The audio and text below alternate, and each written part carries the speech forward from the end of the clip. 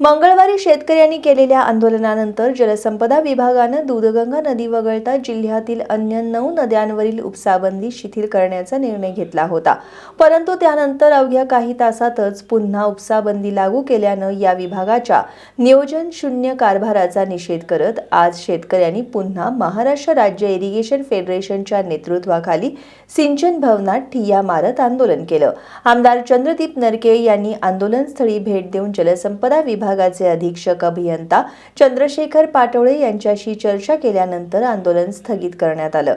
गुरुवारी सकाळी 10 पर्यंत उपसाबंदी उठवली नाही तर पुन्हा पिठलं भाकरी घेऊन बेमुदत ठिय्या आंदोलन करण्याचा इशारा शेतकऱ्यांनी दिलाय. पाणी टंचाईच्या पार्श्वभूमीवर जिल्ह्यातील नद्यांवर कोल्हापूर जलसंपदा विभागानं 15 जूनपासून पुढील आदेशापर्यंत उपसाबंदीचे आदेश लागू केले होते. यानंतर पिकं वाळण्याच्या भीतीनं आक्रमक झालेल्या शेतकऱ्यांनी महाराष्ट्र राज्य इरिगेशन फेडरेशनच्या नेतृत्वाखाली मंगळवारी सिंचन भवनात ठिय्या आंदोलन केलं होतं. या आंदोलनाची दखल घेत जलसंपदा विभागानं दूधगंगा वगळता अन्य 9 नद्यांवरील उपसाबंदी पुढील 3 दिवसांसाठी शिथिल केली होती. उपसाबंदी शिथिल केल्याच्या निर्णयानंतर अवघ्या काही तासातच पुन्हा उपसाबंदी लागू करण्याच्या जलसंपदा विभागाच्या नियोजन शून्य कारभाराचा निषेध करत आज शेतकऱ्यांनी पुन्हा सिंचन भवनाच्या प्रवेशद्वारात ठिय्या आंदोलन केलं. यावेळी उपसाबंदी शिथिल झालीच पाहिजे अशी जोरदार घोषणाबाजी करण्यात आली. यावेळी कोल्हापूर जिल्ह्यात शेतीसाठी पाण्याचे योग्य नियोजन करावं.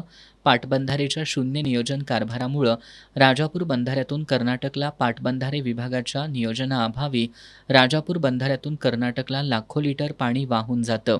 कर्नाटकमध्ये उपसाबंदी नाही, मग महाराष्ट्रातच का? पिकं वाळल्यानंतर त्याला जबाबदार कोण? अशा संतप्त भावना शेतकऱ्यांनी व्यक्त केल्या. दरम्यान आमदार चंद्रदीप नरके यांनी आंदोलनस्थळी भेट देऊन जलसंपदा विभागाचे अधीक्षक अभियंता चंद्रशेखर पाटोळे यांच्याशी चर्चा केली. यावेळी 31 ऑगस्टपर्यंत पिण्याच्या पाण्याची व्यवस्था बघून शिल्लक पाणी शेतीसाठी देण्याची परवानगी मिळवण्याबाबत ईमेलद्वारे मंत्रालयाकडे प्रस्ताव पाठवण्यात येणार असल्याची माहिती आमदार चंद्रदीप नरके यांनी दिली.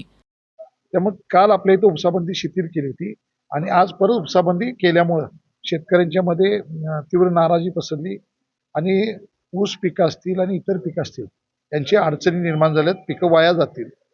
अशा परिस्थितीमध्ये आज या ठिकाणी इरिगेशन फेडरेशन आणि त्याचबरोबर असंख्य शेतकरी आम्हाला परत शेतीच्या पिकासाठी पाणी द्या म्हणून या ठिकाणी आज आले. त्यांचं जे म्हणणं आहे की मी एसींच्या कानावरती गाठल्यानंतर इकडच्या कोल्हापूर विभागामध्ये असणाऱ्या धरणामध्ये असणारा किती पाणी साठा आहे आणि 31 ऑगस्टपर्यंत पिण्याचं पाणी राखीव ठेवून शेतीसाठी किती पाणी देता येते याची माहिती घेऊन ती आम्ही सचिव डोवाल यांना पाठवलेली आहे आणि पालकमंत्री आबिटकर आणि मुश्रीफ साहेबांच्या कानावर घातले. त्या ठिकाणी अशी परिस्थिती दिसते की यांच्या आकडेवारीनुसार 31 ऑगस्टपर्यंत पिण्याचं पाणी राखीव ठेवून किमान एक 5-7 दिवस अजून आपल्याला शेतीसाठी एक फेर पाण्याचा देता येतोय आणि त्या संदर्भात इथला प्रस्ताव आपण वर पाठवलेला आहे.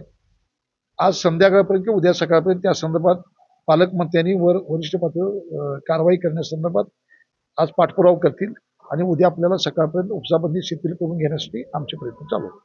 उद्या सकाळी 10 पर्यंत उपसाबंदी रद्द करावी, अन्यथा पुन्हा सिंचन भवनाच्या दारात जिल्ह्यातील सर्व शेतकरी एकत्र येत पिठलं भाकरी खाऊन बेमुदत आंदोलन करतील असा इशारा महाराष्ट्र राज्य इरिगेशन फेडरेशनच्या वतीनं देण्यात आला.